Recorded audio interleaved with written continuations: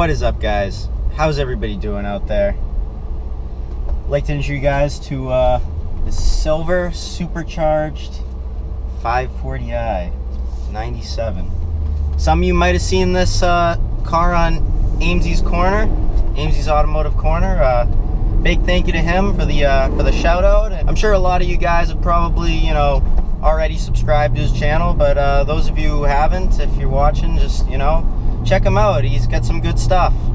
But anyways, on that same note, I just really like to thank you guys for all the love, man. I mean, we're almost at 300 subscribers now, and some people will call this corny. Some people will say, oh, blah, blah, you only got 300, 200 subscribers, whatever. And, that's true, whatever. But you know what? Forget that. I'm damn grateful. I really just want to thank you guys. It just means a lot to me that many of you would take the time out of your day just to watch my videos.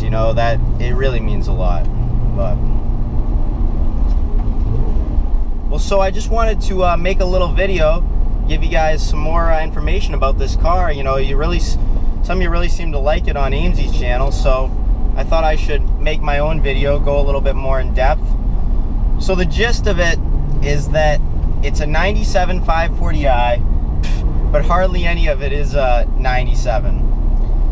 To make the story short, when my dad was buying the car in 2001, it was 5 years old. This is one of his first BMWs.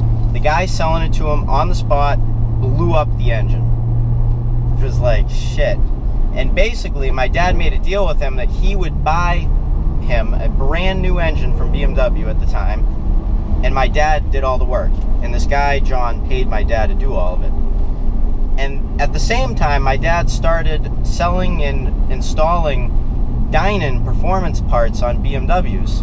And so this was one of his first one of the first cars he did a ton of Dinan work really on, and that included the S3 Supercharged package, which he dynoed the car years ago, and it made 410 at the wheels. Since then, he's also added headers, power pulleys, so it's probably making a little bit more than that. And even aside from that stuff, the Dinan packages also included Koni suspension, Dinan springs, Dinan lightweight forged wheels, which are extremely rare. That was a real expensive piece. But I mean, there were a lot of good things that Dinan was doing with the car. I'm not really a huge fan of Dinan today, but the whole gist of what they were doing with this car, and Amesy touched on it, was that the car has a real split personality. It really drives like a stock BMW when you're just cruising around. I'm just driving around. It's perfectly, it's easy. It's gravy. But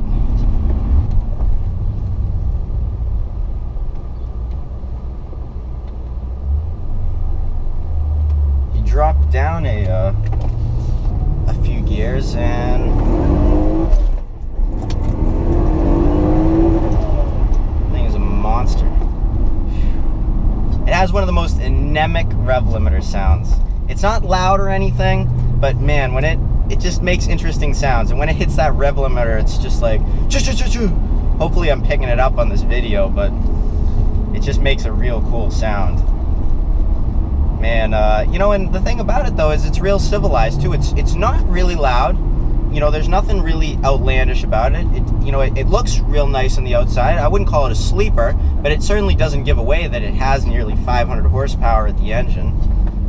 And that's a great thing, because frankly, you could daily drive this car and it would drive perfect all the time. Oh. And then when you get out of work, you can do that. Rip on it, and it's just fun as hell. It's a great, it would be a great everyday car, and it's a great car in general. I mean, it has a very interesting persona that way though. It's super easy to drive, quiet. Typically when people think of modified cars, they think loud and unbearable and hard clutch and stiff suspension, all that. And this car is not like that.